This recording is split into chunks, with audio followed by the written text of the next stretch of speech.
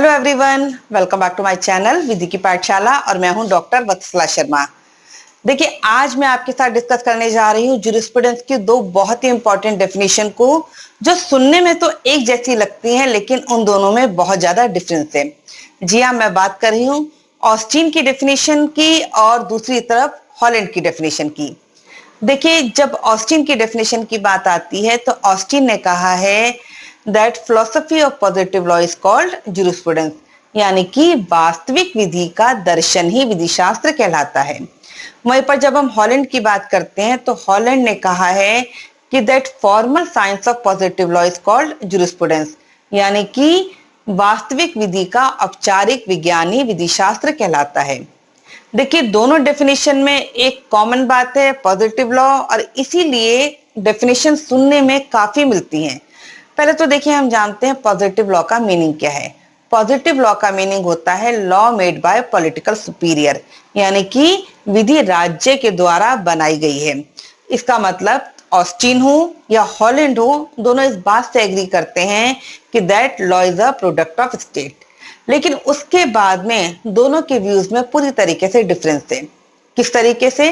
देखिए, जो ऑस्टिन है उन्होंने पॉजिटिव लॉ में जो लॉ की बात की है, वो लॉ इस जो सॉवरेन पावर है उसका कमांड होता है, यानी कि इट मींस उनके according law is the command of sovereign, यानी कि विधि जो है वो संप्रभु का आदेश होती है, जिसका पालन करना सबका कर्तव्य होता है, और जो लोग नहीं पालन करते हैं उनके लिए राज्य के द्वारा दंड का प्रावधान किया जाता है।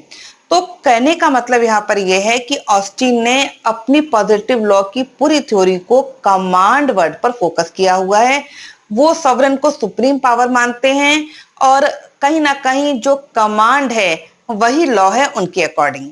लेकिन वहीं पर जब हम हॉलैंड की बात करते हैं तो देखिए, हॉलैंड ने कहा कि पॉजिटिव लॉ यानी कि लॉ बनाया तो स्टेट ने है, पर वो कहते हैं कि विधि शास्त्र के अंतर्गत हम यहाँ पर औपचारिक विज्ञान की बात कर रहे हैं, फॉर्मल साइंस।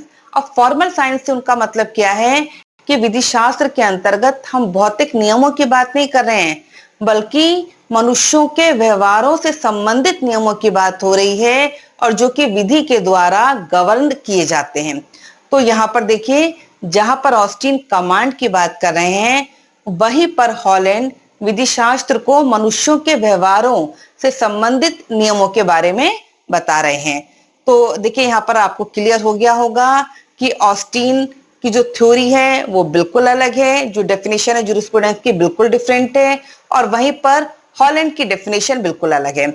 तो ये जो डेफिनेशन है, दोनों ही डेफिनेशन बहुत इंपॉर्टेंट हैं और अक्सर ही लॉ स्टूडेंट्स से ये एग्जाम्स में पूछी भी जाती हैं।